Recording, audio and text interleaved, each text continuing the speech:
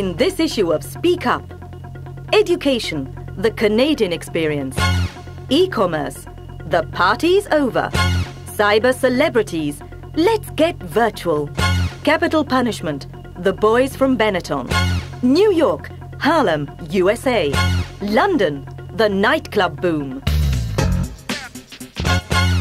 We begin this month by looking at Canada, a country with interesting opportunities for foreign students.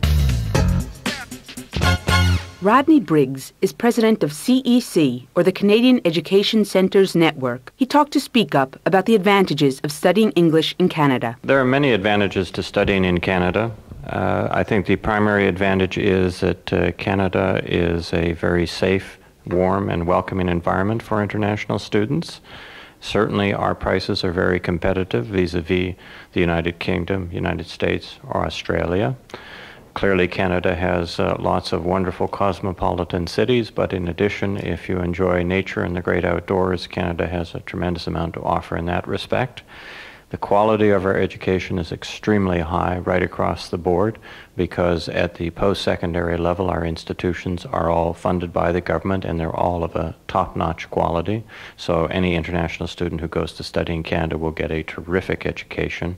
And Canada is a very multicultural country, so anybody who goes to study in Canada is going to feel very welcomed by the Canadian people. Then, of course, there's the issue of accents. Canadian English is spoken with very little accent.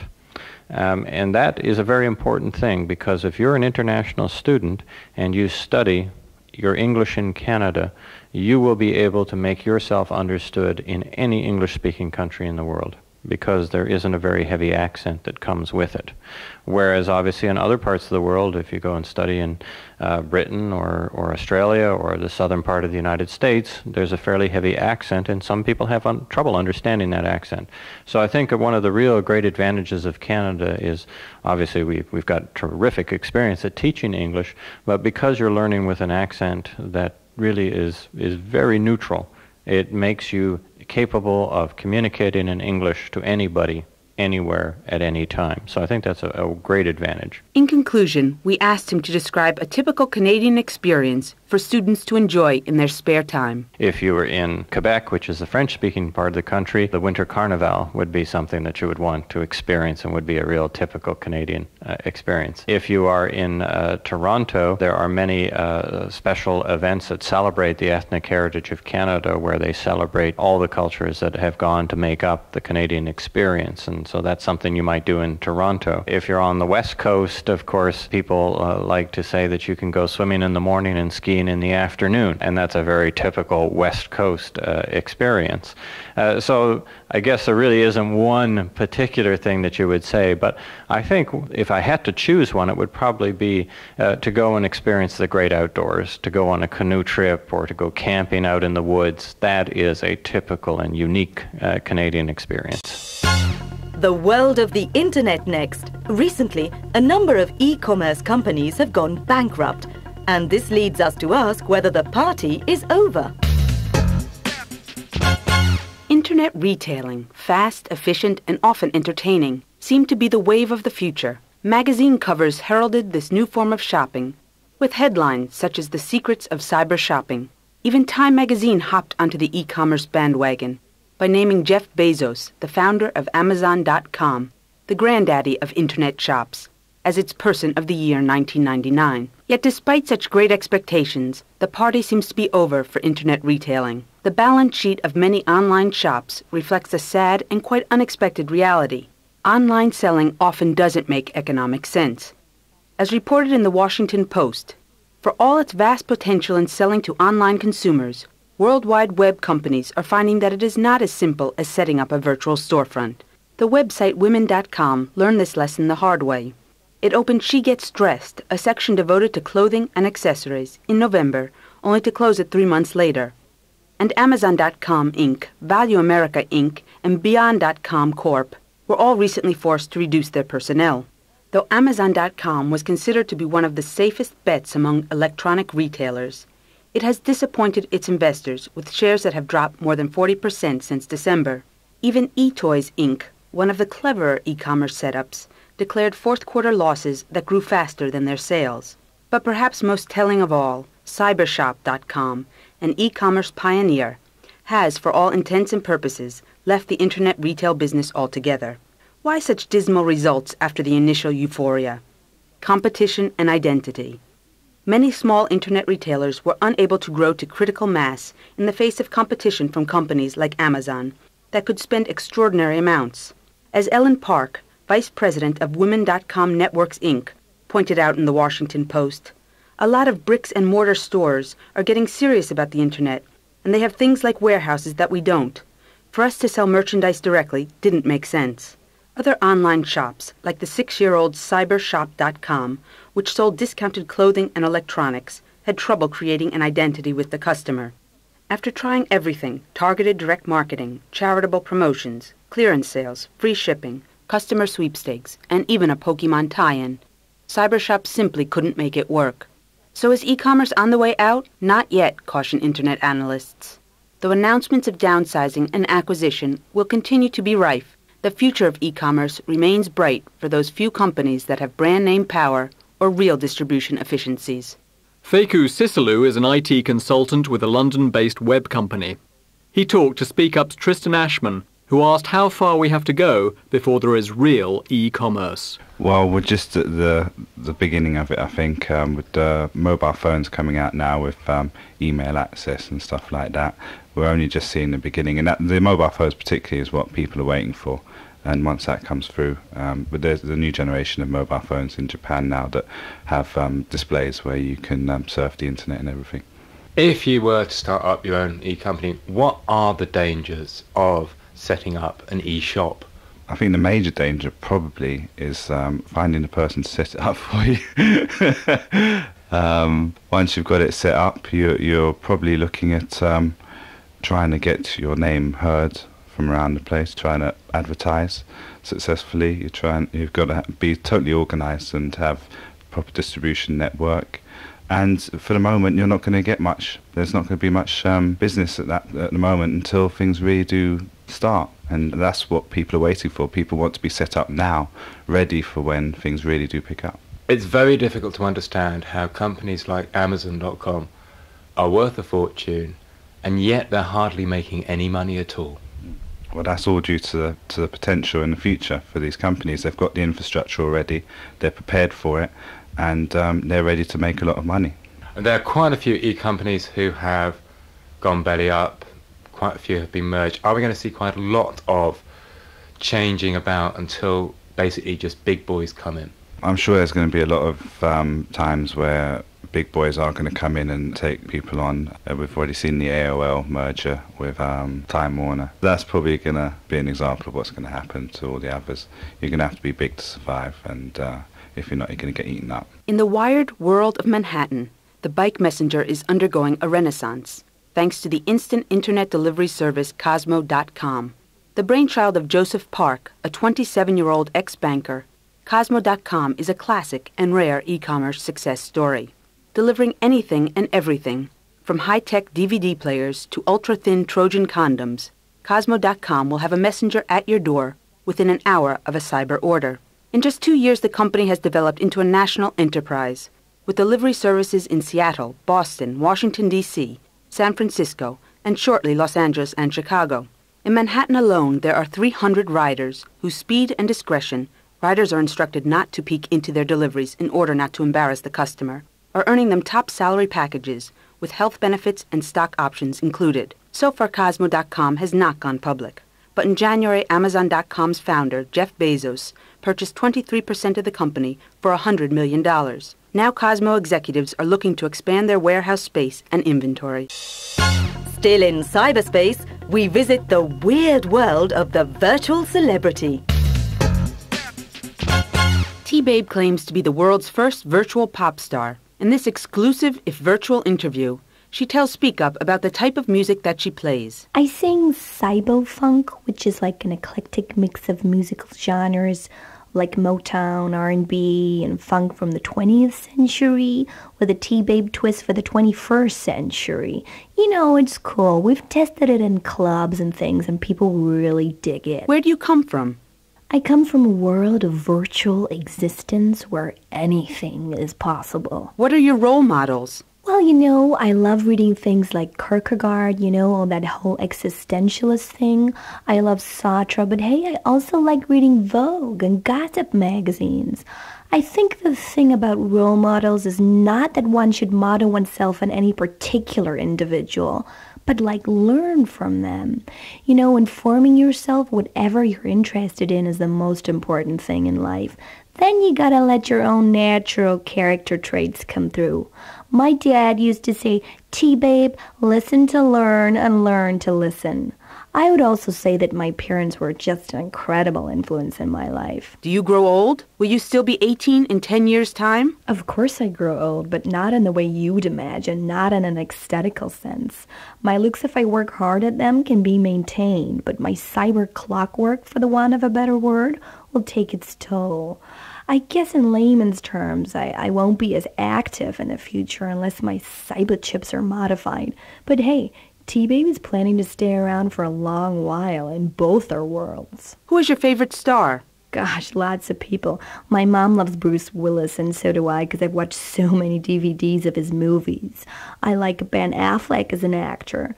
I like Madonna, because she's got this virtual side to her character, and that one never really knows who the real Madonna is, because she changes herself so often. That's intriguing. I like George Michael, I like Jamiroquai, and Britney is doing rather well, isn't she? Hey, gosh, the list goes on and on. And what is your favorite song? Gosh, my favorite song? I think it's not really a song, but more of an album, I think if I think of my inspirational content and my Cybo style, it would have to be Stevie Wonder. But my dad used to always sing to me, "Isn't she lovely?" And I guess that's kind of stuck. Back in the real world, we examine the controversy caused by Benetton's recent campaign against the death penalty. Mark Major is Benetton U.S.A.'s Director of Corporate Communications. In recent weeks, he has spent a lot of time defending the company's controversial We on Death Row campaign. We asked him why Americans were so in favor of the death penalty. I don't think Americans are so in favor of the death penalty. I think when you say 70% or whatever the polls say support capital punishment, I think they support it in the sense that I used to. I'm a U.S. citizen, and that is, I don't really think about it much. It's legal, and we do it. But I also think I had a lot of misperceptions about facts that are around capital punishment, and now I've started to just my own kind of interest in understanding the issue is that I've determined that most of what I used to believe in isn't really factual or certainly isn't proven. It's not proven that it's a deterrent. It's not proven that it saves taxpayers money. I've come down to the conclusion in my own mind that maybe, just maybe, this is based pure on vengeance, and I don't necessarily think government should enforce certain punishment on moral grounds. Is, in some of the reaction to this Benetton campaign, an idea at, mind your own business, this is our country? Absolutely. I mean, I have absolutely no doubt about it that a large criticism, even if it is not purely spoken, is who are you Italians telling us what to do in our legal system?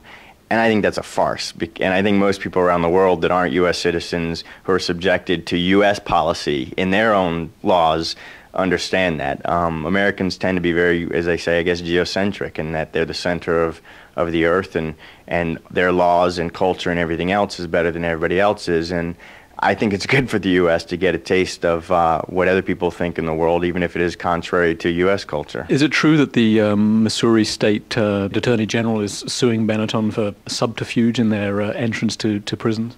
Well, in simple terms, my understanding of the charges are trespassing. I also understand the Attorney General is up for re-election and is certainly known for being a grandstander politically in Missouri.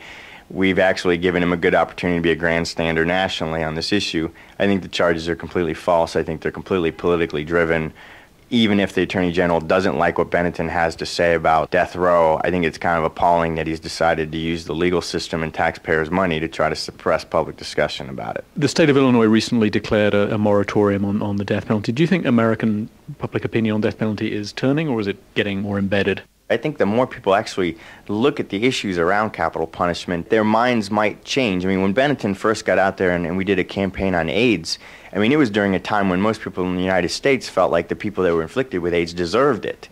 It's obvious that those attitudes have changed since then, and I think it's going to be obvious that attitudes about capital punishment are going to change over time. I mean, Mr. Luciano Benetton really just sees it as a matter of time, and time is in our favor. We're just sort of on the forefront in the United States as far as basically campaigning against capital punishment, or at least getting people to start to question its use. Death Row also provides the setting for a current film release. The Green Mile is directed by Frank Darabont, who was responsible for another prison movie based on a Stephen King story, Shawshank Redemption. It is about a group of guards on death row who oversee death row in 1935 during the Depression in a Louisiana prison. The head guard is played by Tom Hanks. And in a kind of weird way, what Shawshank did for the prisoners, this movie does for the guard. It sort of humanizes them and shows you what their lives are like. And as the story progresses, it really becomes about the relationship of these guards with this inmate, primarily Tom's character with this inmate.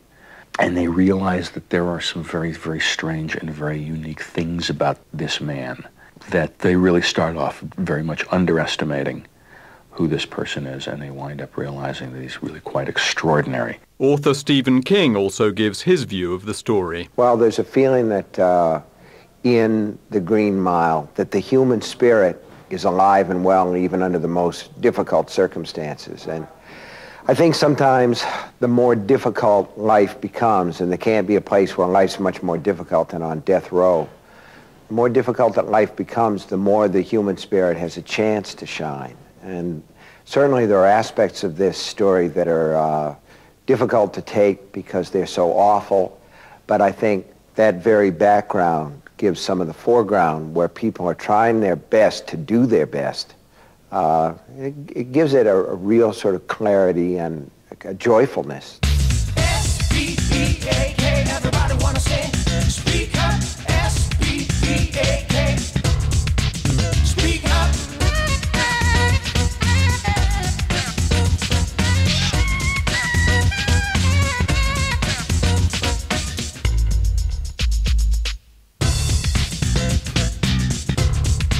Speak up.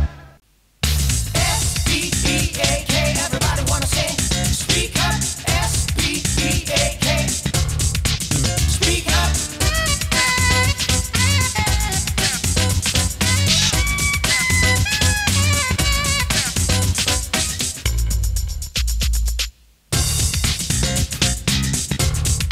Speak up. To New York next, where Harlem is enjoying another renaissance. But not all of the residents are celebrating. This is Mecca in the United States. This is it. I say every black person in the United States, in the world, should come to Harlem once. That was Bob Harris, a retired police officer who leads walking tours of Harlem on behalf of the Big Apple Greeter organization. Many people do come to Harlem, but most of them are from Europe and Japan. Indeed, in terms of New York City's foreign visitors, Harlem is now more popular than the Empire State Building. Busloads of tourists come uptown to taste the soul food of Sylvia's restaurant or to listen to the music at the Abyssinian Baptist Church and at the Time Warner-owned Apollo Theatre. Harlem, a predominantly black and Hispanic area that covers the northern half of Manhattan, is enjoying a major revival. Throughout the United States, crime and unemployment rates are plummeting, and this is particularly noticeable in a place that for too many years was considered the American ghetto par excellence. Harlem has been declared part of the Upper Manhattan Empowerment Zone, a federal, state and city initiative that is providing the area with $550 million in funding and tax breaks. Bob Harris is decidedly upbeat about Harlem's current mood. This is like the second Renaissance. Things are beginning to happen again. Everything's being renovated. There's new life being breathed into everything. I mean, Harlem is really exciting. To me, it's exciting because I've seen it go down and I'm seeing it come back. If Harlem is coming back, then this isn't all that surprising. Before the Second World War, it was considered New York's playground. Black Americans began to move to this hitherto white and affluent area at the turn of the century. They came from the Deep South, from the West Indies, and from other districts in Manhattan. By the 1920s, Harlem had established itself as the capital of Black America. This was the era of the Harlem Renaissance, when writers like Langston Hughes and activists like Marcus Garvey were at the height of their powers. For white New Yorkers, however, it was the place where you went to hear the best jazz music and to let your hair down. Well-heeled Europeans like Cecil Beaton, Noel Coward and Lady Mountbatten, who is supposed to have had an affair with the singer Paul Robeson, also went uptown for their rest and recreation. According to irate black clergymen, white people came to Harlem to give their morals a vacation. Although the Depression was harsh on Harlem, it remained a fun, if decadent place after the war. This is apparent from the entertaining autobiography of Malcolm X, who lived and worked there, first as a pimp and drug dealer, and then, after his release from prison, as a Muslim preacher and activist. Londell Davis runs Londell's, a soul food restaurant that caters to a less touristy crowd than Sylvia's. He remembers that the 1960s was also a swinging decade in Harlem. Harlem was truly a fun place when I was a kid, and I can recall places such as the Savoy, the Old Baby Grand. In fact, on one corner just south of us, which is 138th Street, 7th Avenue, there were 4 bars on one corner.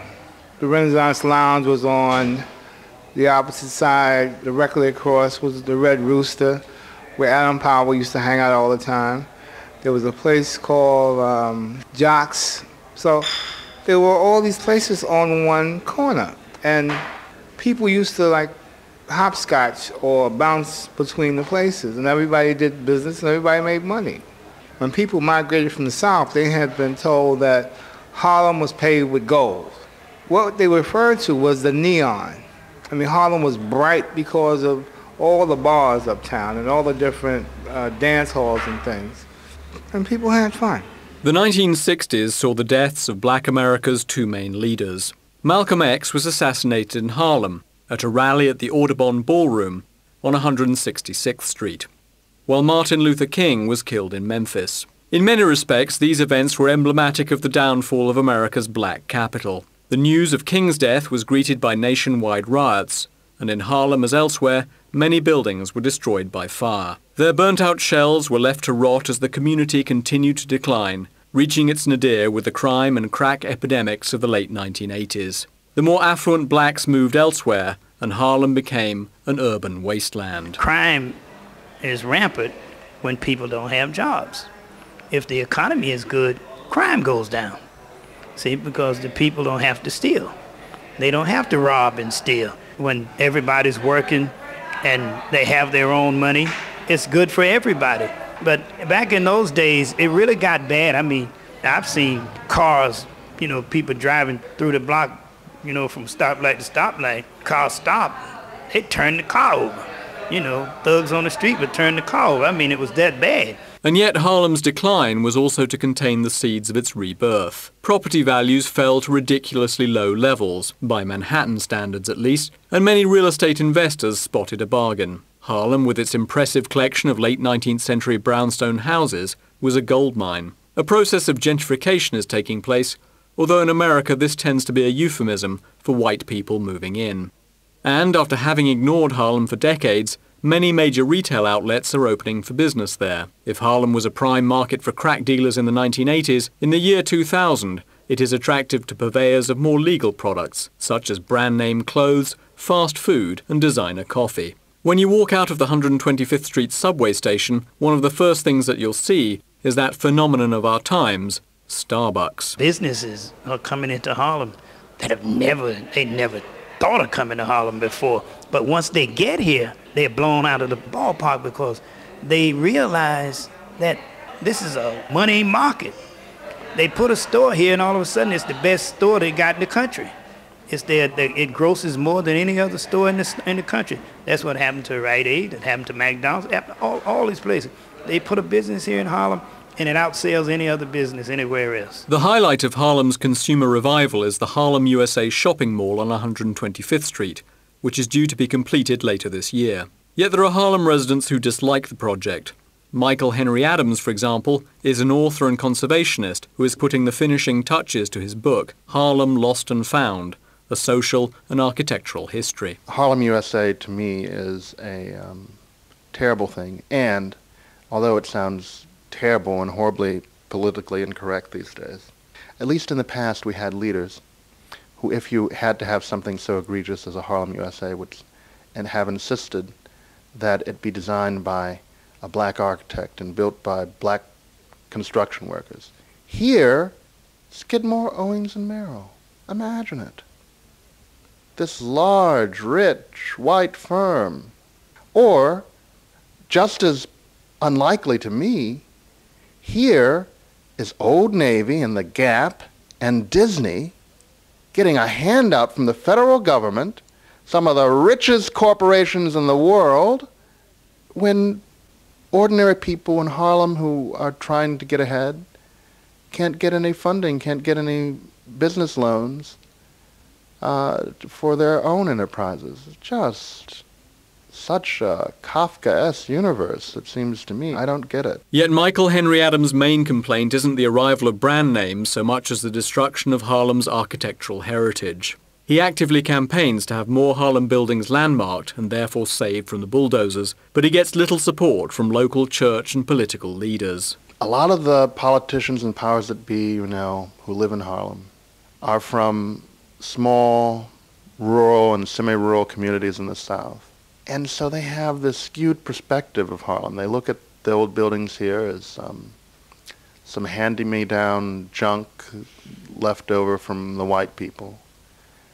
And I really do believe that they would happily see it all swept away and exchanged for Paramus, New Jersey, and shining shopping malls with the letters Harlem and bright lights all over them, surrounded by a sea of parking lots. They really do seem to have the notion that, it would be great for everyone in Harlem to have a car and to be able to have ample provision for parking, just as if we were in some little hick place, somewhere in New Jersey or upstate or down south. But this is New York City, the hub of the universe. Like London, like Boston, we have some of the earliest subway systems in the world. And if they really do want that sort of place, why can't they go where it exists, which is everywhere in this country? You've got these places that all look the same. And that's what they want to do to Harlem. I don't get it. Maybe only a minority of Harlemites share Michael Henry Adams' desire to conserve, but many of them have mixed feelings about the implications of the revival. Tuesday Brooks is a management consultant who also shows visitors around for Big Apple Greeter. In one sense, it's wonderful because more resources are coming into the neighborhood, more of your brand name stores, your franchises that you would not ordinarily see in Harlem are now here. And the local government is putting more money into the area in terms of rebuilding the transportation system. In that respect, it's very good. But on the other hand, why do we need this to happen? Why do we need, quote unquote, foreigners to come into this area in order to get these resources? We should have been able to realize these things with our community as it was.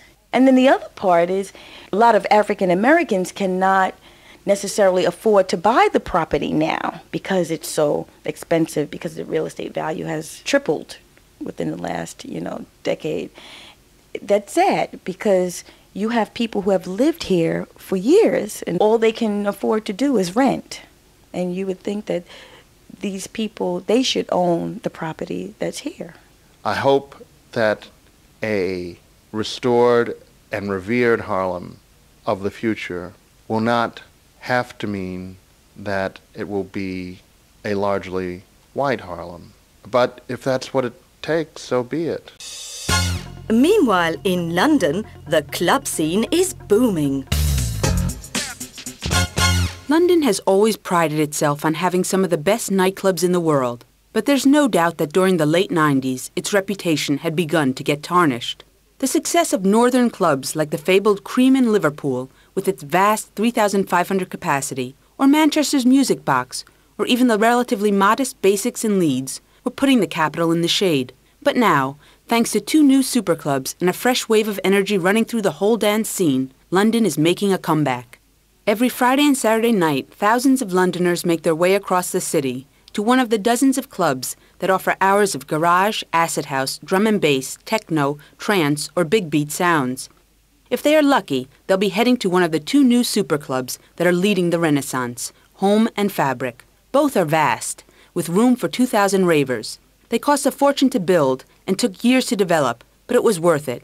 At either club, you can be virtually guaranteed a great night out with some of the best music, including live acts, to be heard anywhere. Yet the club itself isn't necessarily the most important factor in judging the success of a night out. Just as the stadium isn't essential to the quality of a football match, so with clubs, you have to consider the name of the DJ or the act that will be providing the entertainment. One of the most popular shows at Fabric, for example, is Bugged Out. This is a product of England's northern club scene, having played first in Manchester and then Liverpool. When he visited Fabric, Speak Up's Tristan Ashman met with Bugged Out's founder, Andy. Well, we started Bugged Out, nearly 6 years ago. The idea was that it would be the most hedonistic acid house party, but with the most cutting-edge soundtrack. And have you succeeded? Well, hopefully not totally, else there'd be nothing to get up, in the morning for. We've now managed to, take over some big venues in this country and fill them with people that want to listen to cutting-edge music rather than assuming that big venues can only cater to people that want to listen to, commercial music. So in that way, we've succeeded. It seemed logical to ask Andy what he liked most about his job. Running a club is, it's great fun. You get in free, you get free drink, and you get all your mates in, and you get to book whatever DJs you want, and you get to look down on it, halfway through the night and think, that's my club. It's better than working in a bank. John Burgess is Bugged Out's promotion manager. We asked him how Fabric had managed to build up such a following in a relatively short time. Well, this place is supposed to open about 18 months ago, and then it kept being put back, and then it was supposed to open last September, and then the building wasn't ready, so the launch was put back. So there's a lot of sort of unintentional hype building up. It's like, when is this place going to open? And when it did, I've never known a club in London ever to have such, good reports from people. Like, when any clubs open in London, Londoners are very quick to criticise, but this place just didn't have a bad word to say about it, which is like unheard of, apart from the queues, which in a weird way is good because people want to come, so there's queues, so I've never known anything like it. Everyone seems to love it. So London hasn't yet returned to its glory days when Soul to Soul was playing at the Fridge in Brixton and the Ministry of Sound was still a new club, but is not far from it. Part of the attraction is to do with the technical wizardry used by the clubs. Apart from a stunning sound system, Fabric also has Europe's first body-sonic dance floor. Already popular in Hong Kong and Japan, it's a system that vibrates the dance floor using any ultra-low frequencies that might be in a record. The idea is that you can feel the sound through your body. Dancing in Fabric is certainly an experience not to be missed, but there is more to its success than a clever sound system. Londoners are the harshest critics. They are always demanding something new and different. Their fashion sense is often so far advanced that the stuff they wear will never actually get to be in fashion, and the same is true of their taste in music and dance. London clubs have got to be at the cutting edge. Even Fabric and Home come in for criticism.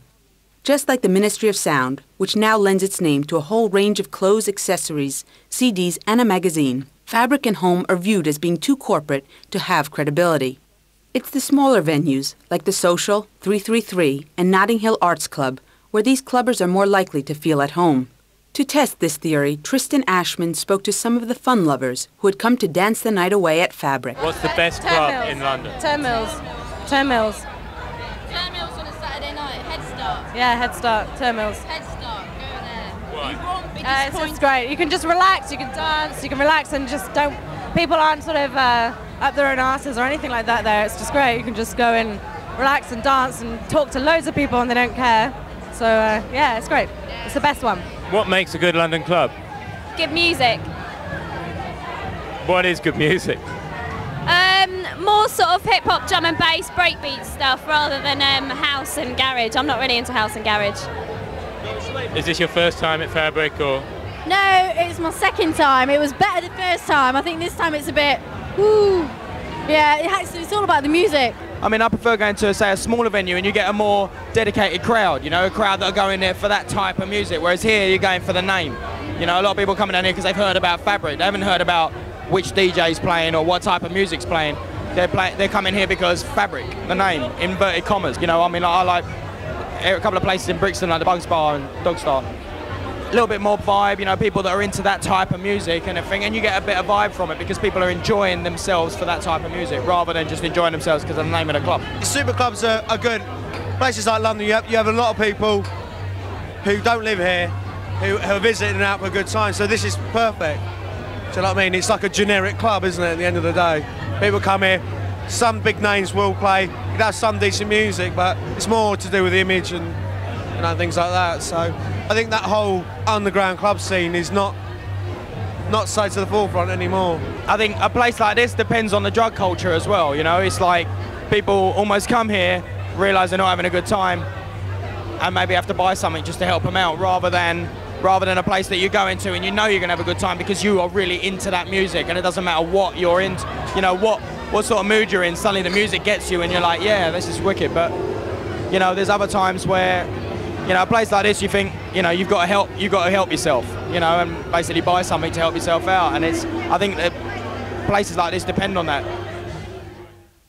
S-P-E-A-K, everybody wanna say, speak up, S-P-E-A-K.